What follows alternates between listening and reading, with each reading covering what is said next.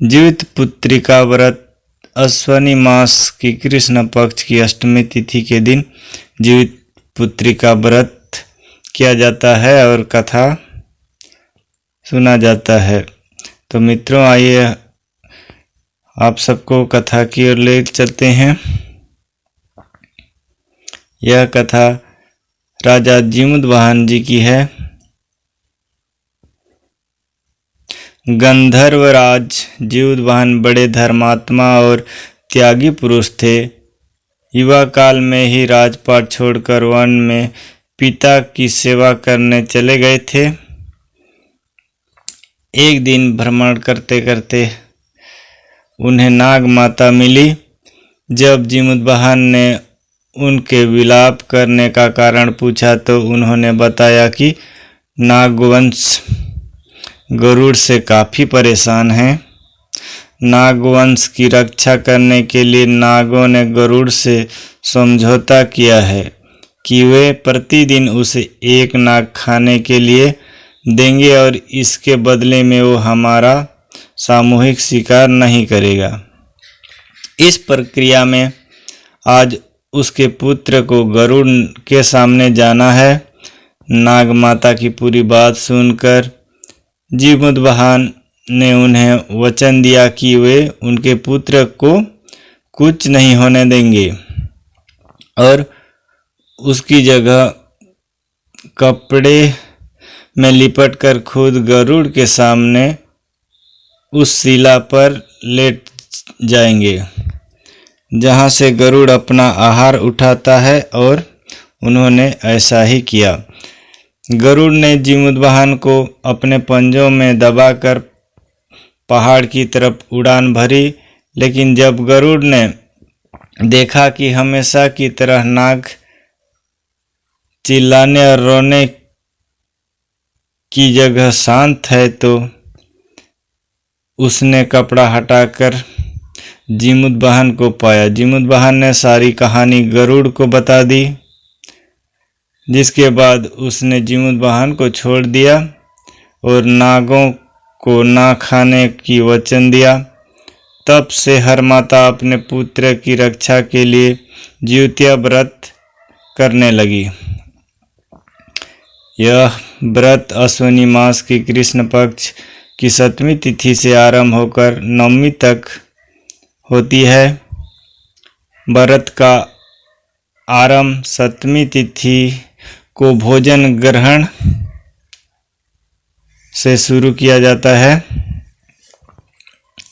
जिसे लोग भाषा में नहाय खाए कहते हैं, और अष्टमी के दिन पूरे दिन निर्जला उपवास रखकर 9वीं तिथि को फिर उसी प्रकार स्वास्तिक भोजन के साथ इसका पारण किया जाता है। व्रत में माता पार्वती की आराधना की जाती है। साथ में उनके पुत्र गजानन की पूजा भी की जाती है। ऐसा माना जाता है कि माएँ सच्ची श्रद्धा के साथ माता पार्वती, गणेश और जीमुतवाहन जी की पूजा करती हैं। उनकी संतान को कभी कोई विघ्न बाधा नहीं आती और वह दीर्घायु और स्वस्थ रहती हैं। छठम महापर्व की तरह ही जीवित पुत्री का व्रत भी कठिन व्रतों में से एक है।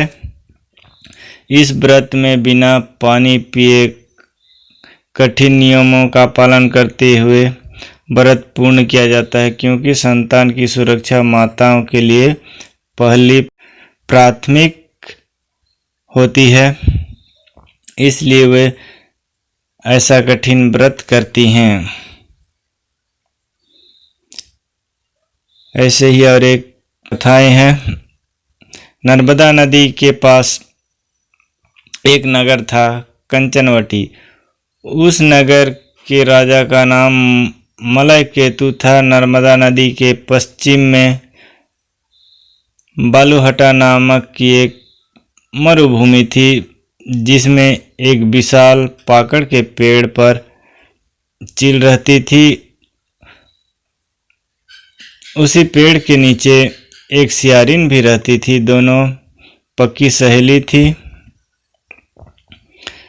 दोनों ने कुछ महिलाओं को देखकर जितिया व्रत करने का संकल्प लिया और दोनों ने भगवान श्री जीमुतवाहन की पूजा और व्रत करने का प्रण ले लिया।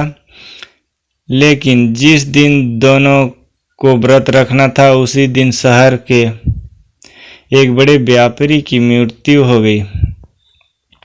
उसका दाह संस्कार उसी मरुस्थल पर किया गया। सियारिन को अब भूख लगने लगी थी। मुर्दा देखकर वह खुद को रोक नहीं सकी और उसका व्रत टूट गया। पर चील ने स्वयं संयम रखा और नियम का पालन किया। नियम व श्रद्धा से अगले दिन व्रत का पारण किया। फिर अगले जन्म में दोनों सहेलियों ने ब्राह्मण परिवार में पुत्री के रूप में जन्म लिया। उनके पिता का नाम भास्कर था। चील बड़ी बहन बनी और उसका नाम सीलवती रखा गया। सीलवती की शादी बुद्धिसेन के साथ हुई। सियारिन छोटी बहन के रूप में जन्मी और उसका नाम कपूरावती रखा गया। उसकी शादी उस नगर के राजा मलाकेतु से हुई। अब कपूरावती कंचनवटी नगर की रानी बन गई। भगवान जीमुतवाहन के आशीर्वाद से सीलवती के 7 बेटे हुए, पर कपूरावती के सभी बच्चे जन्म लेते ही मर जाते थे। कुछ समय बाद सीलवती के 7 पुत्र बड़े हो गए। वे सभी राजा के दरबार में काम करने लगे। कपूरावती के मन में उन्हें देख ईर्ष्या की भावना आ गई। उसने राजा से कहकर सभी बेटों का सर कटवा दिया। उन्हें 7 नए बर्तन मंगवाकर उसमें रख दिए और लाल कपड़े में ढककर सीलवती के पास भिजवा दिया। यह देख भगवान जीमुतवाहन ने मिट्टी से 7 भाइयों के सर बनवाए और सभी के सिर को उसके धड़ से जोड़कर उन पर अमृत छिड़क दिया। इससे उनमें जान आ गई। 7 युवक जिंदा हो गए और घर लौट गए। जो कटे सर रानी ने भेजे थे वे फल बन गए। दूसरी ओर रानी कपूरावती बुद्धिसेन के घर से सूचना पाने को व्याकुल थी। जब काफी देर सूचना नहीं आई तो कपूरावती स्वयं बड़ी बहन के घर गई। वहां सबको जिंदा देख वह सन्न रह गई। जब उसे होश आया तो बहन को उसने सारी बात बताई। अब उसे अपनी गलती पर पछतावा हो रहा था। भगवान जीमुतवाहन की कृपा से सीलवती को पूर्व जन्म की बात याद आ गई। वह कपूरावती को लेकर उसी पाकड़ के पेड़ के पास गई और उसे सारी बातें बताई। कपूरावती बेहोश हो गई और वहीं मर गई। जब राजा को इसकी खबर मिली तो उन्होंने उसी जगह पर जाकर पाकड़ पेड़ के नीचे कपूरावती का दाह संस्कार किया। प्रत्येक वर्ष पितृपक्ष के माध्यम में आने वाले इस व्रत में अपने पुत्रों की लंबी आयु के लिए माताएं अपने पूर्वजों और जीमुतवाहन को सरसों तेल और खली चढ़ाती हैं। इस पर्व से जुड़ी कथा कि चील और सियारिन की मिट्टी व गाय के गोबर से प्रतिमा बनाकर उनकी पूजा की जाती है और उन्हें चूड़ा दही चढ़ाया जाता है। उसके बाद पूरे विधि विधान से जीमुतवाहन जी की पूजा की जाती है और व्रत रखा जाता है। तो मित्रों, यह कथा कैसा लगा? अच्छा लगा तो परिवार मित्रजनों में शेयर कीजिए। बहुत बहुत धन्यवाद। मिलते हैं ऐसे ही और एक कथा प्रसंग के साथ।